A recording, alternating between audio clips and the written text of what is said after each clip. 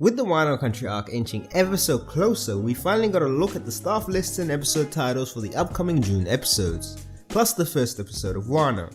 Now, whilst most of the anticipation amongst fans will most likely be for the first episode of Wano, let's take a look at the listings for a better understanding of what to expect. Starting off with episode 889, as with the theme of the Reverie, we have Yoshihiro Ueda directing and Toshio Deguchi supervising. Whilst I won't go into spoilers, if you look at the title, I'm pretty sure you can tell that this will be the last episode of the Reverie, and given that it's not an action or resource intensive episode, I'm not too displeased about having the weaker staff on this episode, as opposed to some of the content later on. Ueda's episodes can be best described as mediocre. At this point, he's nothing more than a shadow of his former self, with his glory days being during Dragon Ball Z's run. And he had some solid episodes on One Piece, going back to episode 290 with the Chopper Monster Point transformation in Eni's lobby. But for the current Ueda, just know that you won't be getting anything too flashy out of it, and his role is primarily to aid the production schedule with episodes that are just serviceable. Likewise, Toshio Deguchi is One Piece's weakest link as a supervisor. So he's been on One Piece for a long time, and his role as a supervisor has been to aid the production by buying schedule time through his speed at the expense of quality. Thankfully, One Piece is in a state where this isn't required as much anymore, thanks to the proper planning and allocation of resources, but this pairing of Ueda and Deguchi won't yield any amazing results. Thankfully, we have the presence of Chief Animation Director Keiichi Ichikawa. So even Deguchi's mediocre corrections tend to get corrected by Ichikawa, so that there isn't anything too off model. But for those of you expecting a lot out of the climax of the Reverie, it's best to keep your expectations low. Moving on to episode 890, we have Yusuke Suzuki directing and Kenji Yokoyama handling the supervision duties. This is an interesting episode because it rearranges some of the material that's meant to be in the following week's episode based on the title, but that does make sense because it gives the staff the chance to do a recap episode. Given that there was a mini recap in the manga for this particular story beat, I'm not surprised that the anime will take the opportunity to give this a full episode recap, but that's just my expectations alone, and they may end up surprising me. We'll have to wait and see, but let's get to talking about Suzuki. He joined One Piece as an episode director during Whole Cake Island, with his first episode being episode 785. Prior to this, he was on various Precure incarnations, and his first credited episode on that series goes back to episode 44 of Doki Doki Precure in 2013. So having been working as a director and having participated on One Piece throughout the Whole Cake Island arc in 2017 onwards, he has yet to prove himself, and his episodes for the most part were average. Episode 865 was probably his most interesting episode that he directed, but even that was mainly carried by Yasunori Koyama's great storyboard. Moving on to the animation supervisor, we have Kenji Yokoyama. He's a veteran animator who at this point is in his 70s, and he's still going strong. He used to do solo episodes on One Piece, and as a matter of fact has been working on One Piece since pretty much the beginning of the series, with the first episode he supervised being episode 3. His art improved a lot whilst Hisada was the character designer, and he can stay on model, which has allowed him to be entrusted to handle the supervising of important episodes like episode 807 and 808, which covered Luffy vs Sanji, and their reunion in episode 825. As a supervisor, he's pretty solid, and it's no easy feat to be trusted with the supervision of important episodes, but I do wonder if his age is a limiting factor, and as of late he's been paired up with Yasuko Fukumoto as a co-supervisor. This works out well because it allows Yokoyama to contribute stronger corrections while only working on half the episode, which is smart planning by the staff. Another theory that could also be possible is that they could be pairing him up with Fukumoto so that he could train Fukumoto to be a supervisor. And pairing him up with such an experienced supervisor is honestly a good move. Typically, Yokoyama's episodes don't get the crazy Sakuga treatment, so it's pretty rare to get anything great in that department. But given his output and how much the content varies, I'm happy with him handling important character moments where the on-model art and supervision goes a long way. Moving on to episode 891, we have the first big highlight of this batch of episodes, with two names that should be familiar to some people at this point. We have none other than the series director Toshinori Fukuzawa, who will be directing the last episode before Nagamine takes over as the new series director. Along him is his comrade in arms Kazuya Hisada, who is the current character designer who is stepping down after 10 years. So this episode serves as one last hurrah before Nagamine and Matsuda take over. As an episode director, Fukuzawa is one of the strongest and probably best directors on One Piece. However, thanks to the managerial duties associated with being the series director, he wasn't a regular director. His work on the series provided some of the most standout episodes, especially during the Whole Cake Island arc, where he handled the opening episode, number 786. He also provided us with one of the best Whole Cake Island episodes in 2018 with episode 856, and handled the Whole Cake Island arc close episode 877 with such brilliant finesse that showcased his ability to deliver intense emotional moments as a director. This episode will be the prelude to Wano, so I'm expecting some interesting content. I'm also hoping that some of the Nagamine changes to the series aesthetic are reflected in this episode, since it's the soft opener to Wano, but regardless, it will undoubtedly look amazing. Alongside Fukuzawa, we have Kazuya Hisada, who will be supervising the episode, and as the character designer, his sheets are the standard to which the show is based off. When Hisada became the character designer in Sabaody, his approach was to be as close to Oda as possible, so he modernized Koizumi's designs, which were quite cartoony and rooted in Oda's old art style. Hisada had his fair share of struggles as the character designer and chief animation director, which impacted his ability to supervise the animation supervisors, which meant that his output and quality suffered immensely, which is why we saw off-model One Piece art, particularly during the post-time skip material. The schedule was also suffering during the Miyamoto era, so his output wasn't the greatest. Interestingly enough, during Whole Cake Island he delivered some solid key animation, so I don't mind seeing his key animation during Wano, especially when he's not burdened with character design duties. Similarly, it would be interesting to see him under Matsuda designs and this new aesthetic in Wano, but until then, let's acknowledge and appreciate both Fukuzawa and Hisada's contribution to One Piece and send them off with a cheer whilst looking forward to Wano. For the final episode of the listings, we have the new series director Tatsuya Nagamine and the new character designer Midori Matsuda handling the direction and supervision. With the proverbial baton being passed, let's take a look at both Nagamine and Matsuda's careers and history with One Piece, and why this strong collaboration makes sense, as well as why it's the cause of so much hype in the One Piece Sakuga community. To begin with, we have Tatsuya Nagamine. Before he was in the anime industry, he studied photography in university and had no formal experience with anime at the time. The dilemma that he faced was that live action camera rigs were, and still are, pretty heavy, and they were hurting his legs, so he wanted to do a job where he could work while sitting down. As a result, he applied for Toei Animation and subsequently passed their exam. He then went on to join the Toei Training Institute, which was the school that Toei had to raise new talent.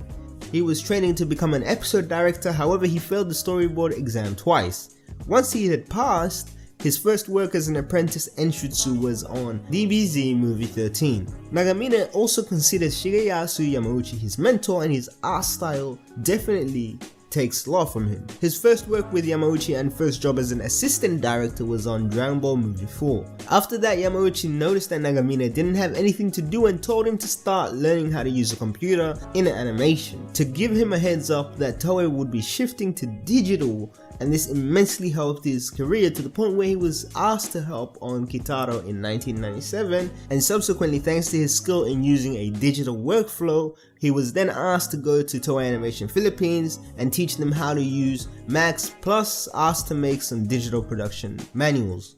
One franchise that Nagamine loves to this day and helped him build great relationships was the Doremi series, where he met Yoshihiko Umekoshi, who you may know as the current character designer for My Hero Academia. Nagamine and Umakoshi are great friends, and it's not surprising to see them appear on each other's projects, which was the case for the Nagamine directed Dragon Ball Super Broly, One Piece Film Z, and Heartcatch prequel. Nagamine even storyboards certain scenes with Umakoshi in mind, and he emphasizes how important Umakoshi is to him. It'd be interesting to see him on One Piece, but he's probably in the thick of My Hero Academia Season 4 or the movie right now, so one can only hope. Nagamine has had a really long career, so I recommend reading his interview in Animeiju, and I'll leave a link below for a longer summary of that interview. Moving on, we have the new character designer Midori Matsuda, who's a pretty young animator who started in the industry at OLM in 2008 as an in-betweener and climbed the ranks by contributing to Pokemon and Beyblade. She then went on to join One Piece at the end of Punk Hazard as a key animator, appearing pretty consistently on the series between 2013 and 2015. Matsuda went on to take a year-long break from the TV anime, where she got to work on One Piece Film Gold as an assistant animation supervisor, and that's where she learned a lot from the movie character designer Masayuki Sato, to which she owes a lot of her style too. When she ended up returning to the One Piece anime, she was promoted to an animation supervisor, where she helped out on a few episodes, and in between those episodes handled lots of promotional material like their One Piece, Tokyo Tower animation, and a few other commercials. Just before Whole Cake Island started, she did the character designs for the Marine Rookies filler arc, and oddly enough, Tatsuya Nagamine is credited as a director for the arc without having directed an episode, so technically that's their first collaboration. However, episode 892 will definitely be a more meaningful debut for the both of them. Matsuda was also an assistant animation supervisor on the episode of East Blue Special, which had character designs from Masayuki Sato, and her designs in Wano definitely bear resemblance to his work in episode of East Blue. I honestly can't wait to see her work, and based on her key animation, she's a big fan of Zoro, so what better place for her than the Land of the Samurai and the Wano Country Arc. Having both Nagamine and Matsuda is such an amazing combination and will definitely set the tone for Wano. To wrap this up, I have a little gift for you. I want to discuss an interview with Tatsuya Nagamine that's included in this month's Animedia magazine. It's pretty short, but it gives us some great insight into the deep changes that are occurring and what to expect from the Wano arc. For those of you who aren't manga readers, I want to highlight one answer that doesn't contain spoilers, but it should give you a lot of hype regarding the quality of the series. Question: so to meet the eastern flavor of the arc, will the direction, music, etc. change? Nagamine's response: for the Wano arc, Kohei Tanaka has utilized more traditional Japanese instruments. Also in the original work, the usual don sound effect has been replaced with bebing. So we've been thinking about what kind of sound it will be, but I think that's part of the fun with making anime. Also, now even the way the anime is directed features a world of chivalry on a kabuki stage, so we have to properly illustrate via the storyboards a place where drama is born from enemies who respect each other. If we don't have the time to illustrate the character interactions, then the finer details might be lost. Enjoying the character interactions is a must in a series like One Piece. This answer gives us a lot to talk about. Firstly, something a lot of fans should be looking forward to is the new OST from Kohei Tanaka, the main composer from the series. Given that Wano is a Japanese-oriented arc, it's no surprise that the instrumentation for the series will change, but I am looking forward to seeing how the sound effects also change, and that will go a long way into selling this arc. It's pretty impressive to see these massive changes in practically every facet of the show, and with the kabuki structured nature of the arc, I can't wait to see how that element is represented in the storyboards and direction. Nagamine says that there's a quite heavy Jidai Geki feel to the series, so that's something that they'll be focusing on, and I'm really interested in seeing how that's represented in the anime. As for the people who've been worried about the pacing of the arc, Nagamine's comment about enjoying and depicting character interactions to their fullest give us an idea that the anime will expand on the moments in the manga that are quite abbreviated. So having these character interactions elaborated on means that we can have some strong in-canon filler and allow the anime to establish some breathing room, because the chaos and mystery of Wano is almost indecipherable thanks to how many characters and interactions there are. For the rest of the interview there are spoilers, so I recommend skipping this part unless you don't care about being spoiled. As for you brave ones and fellow manga readers, let's go through with the rest of the interview from the start. Question: you'll be working as director starting with the Wano Arc, which will be airing in July. The Wano Arc has many essential points for the series, it seems. Response: the Wano Arc features samurai and ninja, so there's a strong Jiraigeki period drama feel to it. There's a shogun and daimyo and several different roles as well. The author Mr. Oda designed many characters with distinct characteristics, so even the voice actors have to put their all into making the speeches sound powerful. So I'd like to put my best to show the charm of all these powerful characters. I want it to be enjoyable, like the scenes in Kabuki where they strike a pose and say, "Wait a minute." This was another aspect that I was discussing earlier. With all the different factions and Kabuki nature of the story, especially in Wano, it'll be interesting to see how the anime embraces these elements, particularly with these speeches and powerful characters. Understanding the fundamental appeal of the manga and drawing out those inspirations on screen will make the anime stand out in a much stronger way than the manga did. Question: what should we be watching out for in Wano? For the action scenes, it's definitely Luffy vs Kaido. As it's the climax of the first part of Wano, we took that part with zeal to really get people pumped up so they can feel the dramatic tension. Beyond that, there's Big Mom still coming after Luffy, so that Yonko battle rages on. And of course the fight with Kaido. And of course, after the fight with Kaido, Luffy building his conqueror spirit. This section made me really happy knowing Nagamine is an action Sakura junkie at heart, and his ability to direct action is second to none, but I'm interested in seeing the animators that will end up appearing at the end of Act 1. Given that it's a huge moment, and I know a lot of people are inclined to think that it's going to be Naoto Shishida, but I really do want to see a nice climax scene done by someone other than Ishida or Ishizuka, as talented as they are. Mainly just for the surprise and so that I can be impressed at Nagamine's ability to get talent on the show, even though One Piece has some really solid in-house staff. And the final question is a last message to the readers. One Piece is an anime that has a huge audience and is seen in many places. Right now the Straw Hats are separated, but soon they'll gather together, Kinemon's truth will be revealed, they'll see Kaido face to face, and the foreshadowing that's been occurring since the New World began will begin together. I believe that this arc is thus far the one with the hugest meaning for the One Piece universe. To convey that, the anime staff has been working hard and becoming stronger.